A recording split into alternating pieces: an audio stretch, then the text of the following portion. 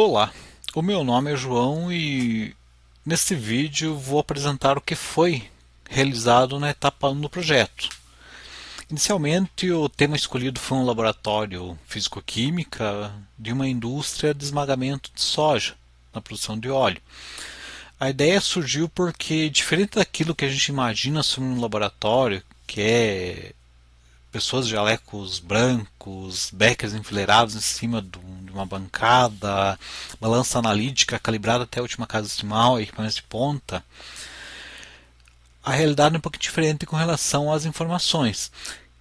Elas ficam espalhadas em planilhas, documentos, registros e procedimentos, e isso dificulta uma consulta rápida do colaborador que está executando alguma atividade, por exemplo, um analista, um laboratorista, um operador industrial.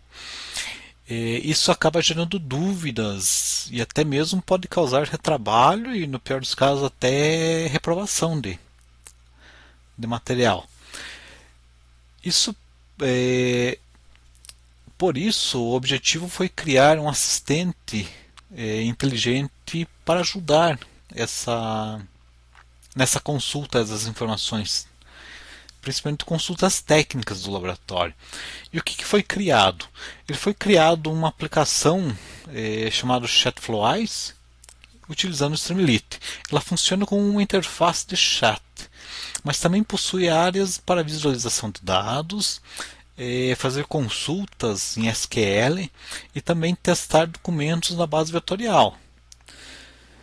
Foram criados dados fictícios para simular essas informações da rotina no laboratório, como por exemplo amostras em processo, resultados de qualidade, ocorrências do próprio laboratório.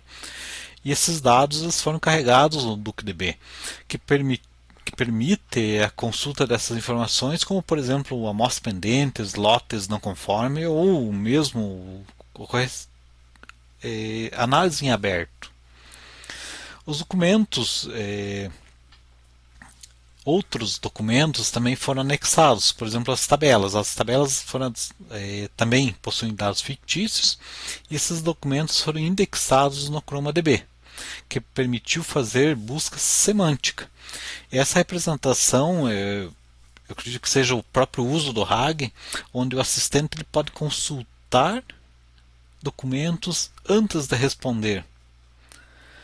O projeto utilizou o Streamlit para realizar essa interface entre DuckDB para os dados estruturados, o ChromaDB para os documentos e o FlowIce para o fluxo do assistente. Também foi utilizado o Lama como um modelo local para a realização dos testes. Tudo isso dentro do Docker que organizou esses serviços. No entanto, algumas dificuldades foram encontradas, principalmente com relação à limitação da minha máquina. Minha máquina já é uma máquina antiga e não tinha memória suficiente para rodar algumas dessas aplicações. Principalmente inicialmente lá com relação a LM Studio. Minha máquina não rodou LM Studio, no entanto eu migrei para o VS Code, funcionou tranquilamente. Até foi uma situação bem interessante essa de buscar outra ferramenta. Também houve dificuldade com relação às integrações do próprio Docker. Tem em alguns momentos no meu relatório lá vai estar escrito que ele buscou outros caminhos para acessar o Docker. A questão do FlowIce com o Lama, utilização de tools, a própria compatibilidade de arquivos que em alguns momentos não funcionaram. Por exemplo, eu tentei usar um arquivo bem antigo, doc.doc, ele não aceitou. E mesmo com essas dificuldades, a etapa 1 ela foi muito importante para entender como a solução de inteligência artificial pode ser aplicada ao laboratório.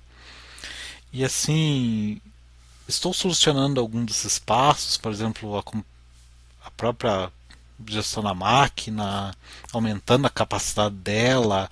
É, nos próximos passos serão testados outros modelos de IA, buscando uma performance melhor a cada momento, a cada passo que estamos dando.